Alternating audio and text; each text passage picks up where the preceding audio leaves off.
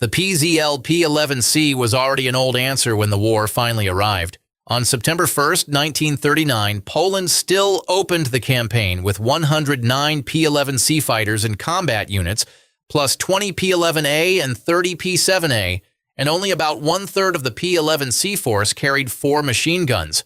That left Poland's main fighter line facing the Luftwaffe with too little speed, too little firepower, and too little room to recover once the fight turned bad. The P.11c still became the symbol of Poland's air battle because its pilots kept flying and kept resisting. The aircraft itself was telling a different story. Poland's frontline fighter entered the war as a national icon and a technical lag at the same time. The PZL P.7a made the situation look even worse, because by 1939 it was not just outdated, it was being dragged back into a fight it should never have seen. More than 30 P.7a fighters were still in combat service when Germany attacked, even though the type had been Poland's main fighter back in 1933 to 1935. Pilots still managed to claim 7 aerial victories, but they lost 22 aircraft doing it. That is the entire problem in one line.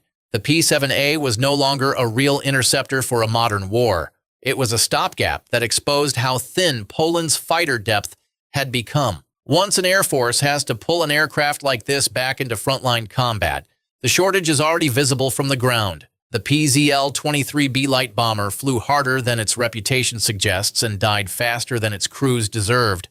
The Polish Aviation Museum identifies it as the most numerous type used in combat during the 1939 campaign, and by the end of that year, about 120 aircraft had been destroyed, roughly 86% of the Polish inventory of the type. Poland pushed the PZL 23B into low-level reconnaissance and light bombing work over a battlefield that had already become lethal for slow aircraft operating without strong fighter cover. Public memory often reduces this machine to one word: slow. The harder judgment is more useful. Poland kept sending one of its busiest combat aircraft into missions that the September 1939 battlefield had already turned into loss-heavy work. The Lublin R-XIIID kept Poland's battlefield eyes open, but those eyes belonged to an earlier decade. On the eve of the invasion, the Polish Air Force still had about 150 Lublin R-XIII family aircraft, with 49 in combat units,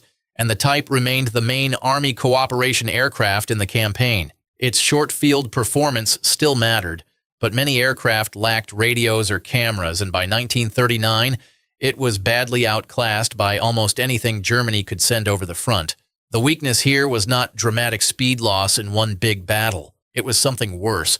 Poland entered a fast mechanized campaign with an observation aircraft still built around older battlefield assumptions, and that made every report, every liaison flight, and every correction mission more fragile than it looked.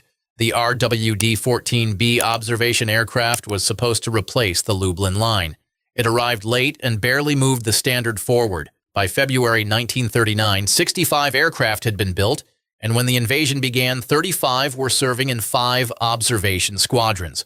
The type only reached operational units in the spring of 1939, and even standard summaries describe it as only slightly better than the Lublin R-XIII, because development had dragged on too long. That is a clean replacement failure. A new aircraft reached the force, but the jump never came. Poland did not get a fresh battlefield observation platform. It got a slightly improved version of the same old limitation, and a war that was moving too fast to forgive small improvements. The WWII trainer and liaison aircraft was never built to carry the weight of a national emergency, and the war pulled it in anyway. The Polish Aviation Museum records 79 built by DWL and 467 by PWS, making it the most widely produced Polish aircraft of the interwar period. During the September campaign, these trainers were used as liaison aircraft and suffered heavy losses. Some were even shot down by friendly Polish fire, which is one of the grimmest details in this entire story. The RWD-8 had a warm pre-war image because it was a forgiving trainer and a familiar everyday aircraft. Wartime stripped that away fast. Once a country starts using basic trainers as improvised connectors inside an invasion, the air arm is no longer just losing airplanes.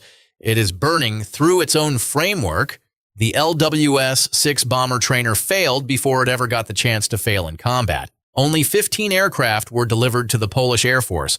The design was judged inferior to the PZL P.7 bomber, and it was pushed into training duties instead of frontline bomber service. No confirmed record places the type in actual combat missions during September 1939. That gives it one of the harshest reputations on this list. This was not a bomber line that fought badly. It was a bomber line that had already lost the argument before the shooting began. Poland's bomber problem was not only that the better aircraft came too late in useful numbers, it was also that one route had already been quietly disqualified before the campaign ever started. The PZL P.7b medium bomber is the most painful aircraft on this list because it came closest to the right answer. The Polish Aviation Museum describes it as the most modern aircraft designed in Poland before World War II, and notes that more than 90 were built before the outbreak of war. On September 1, 1939, Poland had roughly 86 PZL P.7 bombers, but less than half actually saw active combat use because others were in reserve, training units, or repair. That gap between potential and usable force is the whole tragedy in one frame. The PZL P.7 had speed, modern form, and real promise. It still could not save Polish bomber power in September 1939, because a modern design without enough readiness, numbers, and time does not become a war-changing weapon. It becomes proof that the country found the right direction just before the door closed. Poland's wartime aircraft story in 1939 kept breaking in three ways at once: fighters that had aged out, battlefield aircraft that were being consumed too fast, and the first genuinely modern bomber line that had not matured in time. France failed in a very different pattern. So click the next video and watch how French fighters, attackers, and bombers collapsed through timing, doctrine, and a completely different kind of wartime failure.